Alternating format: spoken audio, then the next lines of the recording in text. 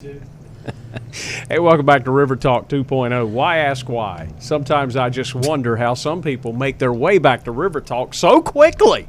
He's got stories and lots of them. Hello, Carl. And connections. Oh, yeah, well connected, as we all know. Good morning. Hey, Carl. My name is Carl Moody, and I'm with Traveling Apostles for Christ.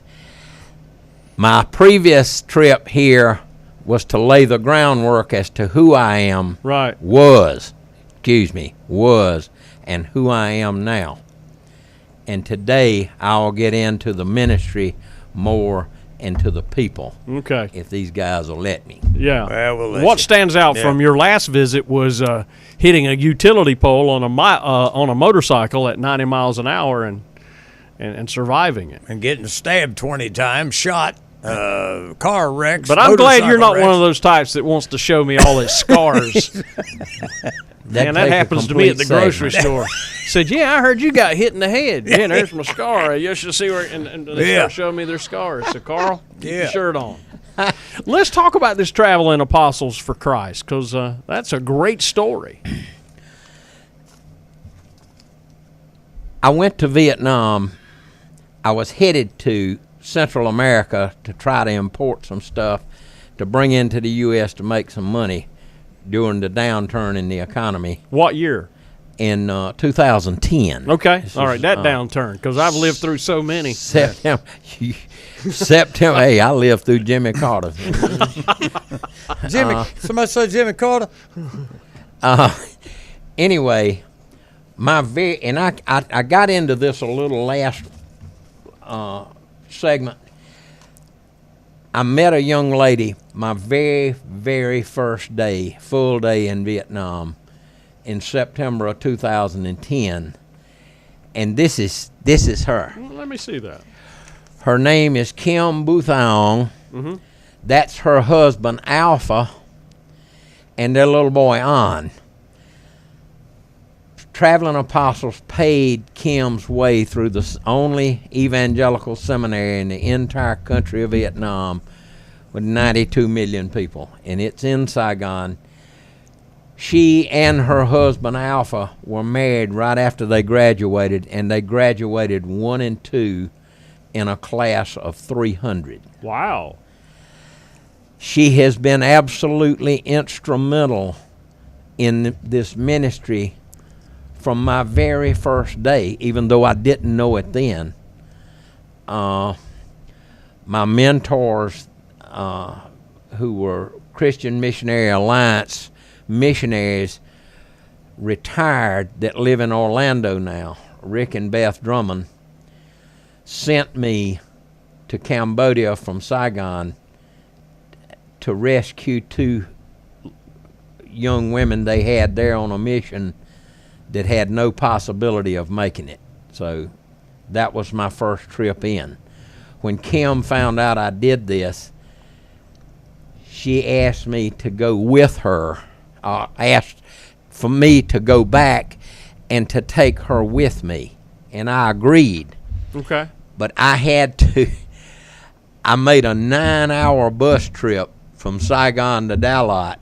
I had to go. I mean, these people are so morally honorable. Nobody can imagine. You know, you see these dresses split up the side to the waist, but what you don't see or look at is they all have full-length pants on under those. Before Kim and Alpha were married, their senior year, I asked them to come to Saigon from the seminary and have lunch with me in downtown Saigon. They were not even allowed to ride on the same motorbike. They had to bring 2 motorbikes in. Wow. This is Why was that? it's an honor thing. Oh, yeah? They believe, these people live the 10 Commandments. Right, yeah. Well, not all of them do they? No, I mean, but Kim was raised in a Christian home in Dalat. In her dad is the head deacon in the Evangelical Church of Dalat, which has about 900 to 1,000 members. It's beautiful. Okay. I had to make that bus trip not only to meet her dad and mom and brothers and sisters. I had to go to their house, and I had to go to church the next morning and meet with all the deacons, the associate pastors, and the pastor to get permission for Kim to go with me. They would not allow her to go alone, so they sent a nurse from the church with her. Okay. So I had to. I wouldn't trust her with you either, Carl. Old Carl or new Carl? The new Carl's all right, but I was just saying, years ago, no, he wouldn't have rode on my daughter's bicycle. I don't blame you, but anyway, this was. We left Dalot at 1:30 in the afternoon. Caught this same bus 9.5 hours back to Saigon. I had 2 rooms rented at the hotel. They stayed in one. I stayed on different floors. This is just so everybody knows this involved in the churches and all that. Everything no adjoining rooms exactly and all that. I got you. Yeah. And the next morning at 8 o'clock, we leave on another 7.5 hour bus ride to Phnom Penh. I had made arrangements at the hotel in Phnom Penh that we stayed in for these girls to have a room on a different floor than I did. And the next day, I hired a tuk-tuk, and we went out into... Okay. What's a tuk-tuk? That's a motorbike with a Surrey carriage on the back. I got you. All right. And don't mess with my tuk-tuk. No. All right. They have T-shirts over there that says "No tuk-tuk today." But I got to get me one of those. I'll bring you one. See if I can't get the URL. Back. No tuk-tuk-for-you-today.com. All right. Anyway, they take me to this village on the river about 20, 30 clicks out of Phnom Penh, and I see things that none of the tourists ever see. I mean, I see the real plight of the Vietnamese refugees there. Right. I got an 80-something-year-old lady in a hovel with her 60-something-year-old son and daughter that have been there since 1973 when they had to run for their lives when we pulled out of Vietnam, and they had been there. The old lady passed away this year. She was that the picture she showed me? Yeah. Yeah. Did she pass away? Yeah. And they grind sugar cane and sell the juice. The vendors do on the street, and they give her the grindings, and she would take them and separate them and make a candy out of it to sell to supplement her income. Okay. The Lord had blessed me at that time that I had enough money that I gave them enough money to feed all 3 of them for 3 or 4 years. Wow. That's awesome. And that sounds like a lot, but you can buy a 50-pound bag of rice back then for $20. Yeah. But anyway, the things I have seen on that river, and I showed Deke these pictures, and my next trip back to Phnom Penh was by myself, and I went to a place called Kampong Lom because that's where Kim and this nurse said I needed to be. I started my first school there, and if you don't think it's hands-on, that's me cutting iron, helping build that first school. There. Huh? Cutting iron. Yeah. Wow. As you can see, it's not raining inside. That my shirt is wet for another reason. And that's just really a hut, isn't it? Oh, yeah. Well, what I did was there was a little school there, but it was going under because they had no funds. And I picked it up, tripled the size of it, and made a a daycare in the center of it and put classes on each corner. I put a new water system in that was big enough that everybody in the community could come to that water system outside and draw water. Instead of, they were drinking water out of the Mekong River. Oh, yeah. Wow. Ooh. Dipping out of one side and Yeah, I got you. Yeah. you understand. Yeah, all about it. Yeah. Anyway, nobody knew it back then, but these people, the families of 4 were living off less than $20 a month. A month, 4.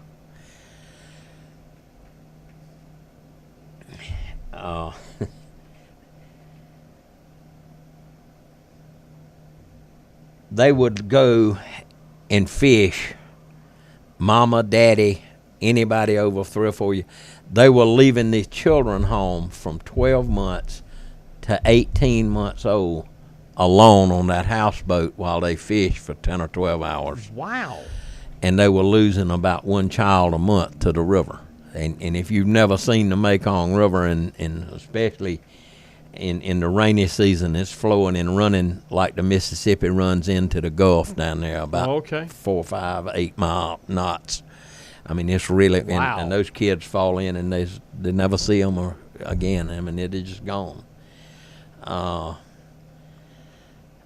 So I built a daycare in the center of it to house that, so they would have somewhere faith-based. By the way, we got about 20 baptized in this school now. Oh, okay. That's great. And the first one. It's okay to go out there and baptize them in the river. Well, just make sure you're on the no, right side. as a matter of fact, they hauled them about 150 miles to a place called Kampong Chom, and they were baptized there. Okay. At a really Now, did special someone place. staff that daycare center? Was someone there? I hired a single Vietnamese mom with a little girl and built her a loft cabin to live in and fed her and paid her $20 a month for that. Okay. Anyway, my next project the next year was in Kampong Chanang, which is about 90 clicks up above Phnom Penh, and it is my pride and joy. Yeah, that's your base up there. It's there's in my first school. There's the school boat taking some of my kids to school at the first boat. Yeah. First school. That's some rough living, buddy. Nobody can imagine. Nobody. He's trying to get me to go Vietnam with him. Deacon, you got to see it. Not Vietnam as much as, Ricky, your veteran of the day, promises me he's going with me this August. Well, I wouldn't mind going, Well, but go. well, one of these Y'all days. can come back, That'd be children, if you ain't going to stay there a month. Doesn't matter to me. But anyway, I'm going into Cambodia and to Laos after I get through messing with them in Vietnam. Anyway. Leave us at a souvenir shop. Trying to get directions back to the USA. My pride. Excuse me just a minute. Coffee Queen. I need some coffee here after. It's good to be the deacon. I was thinking of the Mekong and how dirty it was, and I was thinking of brown coffee. All right, sorry. FYI, Vietnam is the largest coffee exporter in the world. Is that right? And they have the best coffee anywhere. Really? Yes. Wow. I've been to the biggest master brewer blender in Saigon and had him make me coffee, dipping it out of different bags, exactly like Dunkin' Donuts. Oh, really? Watched him from a glassed-in room above, him dipping out of different sacks. He'd bring it up, make coffee. How this? I'd taste it. Soul Man didn't speak a word of English. His son ran the company and interpreted for him. I said, this is close, but it's got a little bite to it. He'd go back down and he did this 5 or 6 times. How do you say mocha latte in Vietnamese? I don't know. Okay. They were drinking just coffee. Anyway, my pride and joy is the school in Kampong Chanang. When we got there, Pastor Tree and his wife Onyx they had about 30 students. 30 to 32 students. Wow. And no way to even support them. So today, Pastor Tree teaches 3 classes of 50. He teaches 150 kids a day, 3 different classes on an 18-foot wide, 32-foot long houseboat. All this, they can't own property. They live on the river, Right, basically, okay. right? No houses, Yeah, no right. permanent structures, no Yeah. voting rights, no citizenship, nothing. Any of these people, 2 Yeah. million of them.